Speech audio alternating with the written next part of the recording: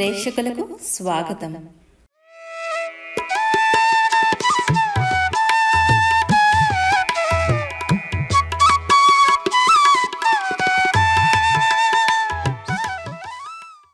శ్రీముఖలింగేశ్వర దేవాలయం, శ్రీముఖలింగం లేదా ముఖలింగం, శ్రీకాకుళం జిల్లా జలమూరు మండలానికి చెందిన గ్రామం. శ్రీకాకుళం నుండి ముఖలింగంకు 49 కిలోమీటర్ల దూరం.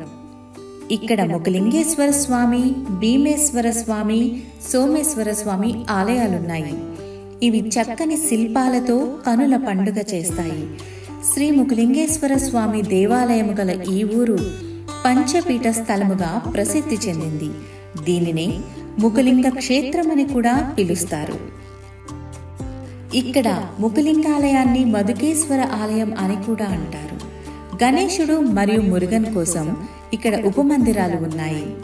ముఖలింగం ఒకప్పుడు పూర్వ కళింగ రాజ్యానికి 600 సంవత్సరాలకు పైగా రాజధానిగా ఉండేది మరియు వంశధార నది ఎడమ ఒడ్డున ఉంది. అదే గ్రామంలోని ఇలాంటి మరో 2 ఆలయాలైన సోమేశ్వర మరియు భీమేశ్వర ఆలయాలు శిథిలావస్థకు చేరుకోవటం వలన భారత పురావస్తు సర్వే శాఖ వారు స్వాధీనం చేసుకున్నారు.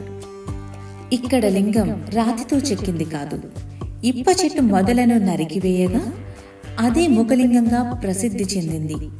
ఆ చెట్టు మొదలపై ముఖం కనిపిస్తుందని అంటారు. ఆ చెట్టు మొదలే క్రమంగా రాపిడి లింగంగా మారిందని చెబుతారు. ఇప్ప చెట్టును సంస్కృతంలో మధుకం అంటారని, అందువల్ల ఈ గుడికి మధుకేశ్వర స్వామి ఆలయంగా పేరొచ్చిందని అంటారు. గర్భగుడి పక్కన ఒక ప్రత్యేక మందిరం ఉంది. దీనిలో శ్రీనివాస పెరుమాళ్ను పూజిస్తారు. ప్రధాన దైవం వెనుక ఒక పెద్ద గోళం లేదా మట్టి కుండ వంటిది ఉంది. ఇది ప్రధాన దైవం కంటే పెద్దది. ఇస్తామని మొక్కున్నాడు. అలాగని కూడా 60 ఇంటి కూడా సంతానం కూడా కలిగింది. నదికి వెళ్ళాడు, మట్టిని తీసుకొచ్చాడు. కాలుతో విసకుండా చేతులతో మద్దం చీరను మట్టి కూడా తయారు చేసుకొచ్చాడు. అన్ని దూరం తట్టే కానీ లోపల దూరం ఉంది. గోలేస్తే దూరం చూస్తే చిన్నది. పని వాళ్ళతో భాగాన్ని ఇచ్చాడు. దినం అయిపోయింది. ఉన్నది ఒకే గోళం ఉంది. శివ, తెలిసో తెలియకో ఒకళ్ళ ప్రమాణం లేకుండా ఈ గోళం తయారు చేశాను. నాకు 60 ఇంట్లో సంతానం ఇచ్చావు. నువ్వు ఇచ్చిన పిల్లవాడికి నేను తీసుకున్నా, నేను ఇచ్చిన గోళం నువ్వు తీసుకోలేదని కోపం చేత పిల్లవాడిని పడిసి వెళ్ళిపోయాడు. ఇక్కడ దినానికి ఒక అర్చకుడు కూడా తాళం వేసుకుని ఇంటికి వెళ్ళిపోయాడు. అర్ధరాత్రి మీద 12 గంటల టైంలో మేఘ గర్జన ఉరుములతో పిల్లవాడిని గోళాన్ని స్వామివారి వెనక భాగాన్ని తెచ్చుకున్నారు.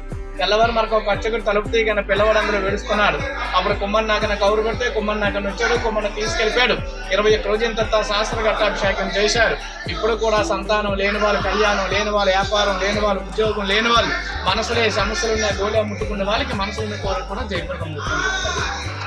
ఈ ఆలయంలో గర్భాలయం కాక 8 వైపులా 8 లింగాలున్నాయి.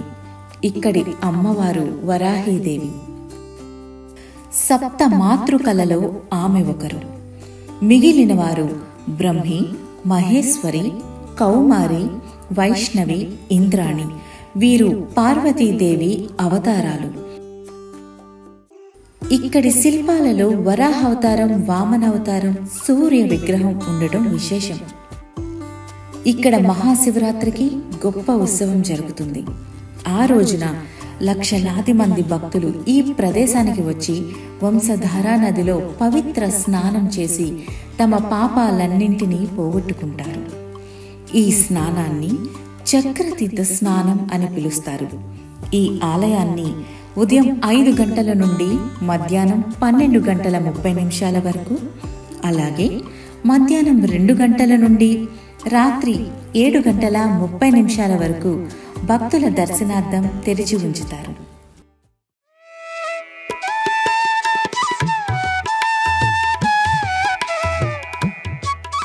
మరిన్ని ఆధ్యాత్మిక విషయాలతో మళ్ళీ కలుద్దాం. నమస్కారం. మరిన్ని ఆధ్యాత్మిక, ధార్మిక, సాంస్కృతిక విషయాల సమాహారం కొరకు ప్లీజ్ లైక్ అండ్ సబ్స్క్రైబ్ ఆలయం ఛానల్.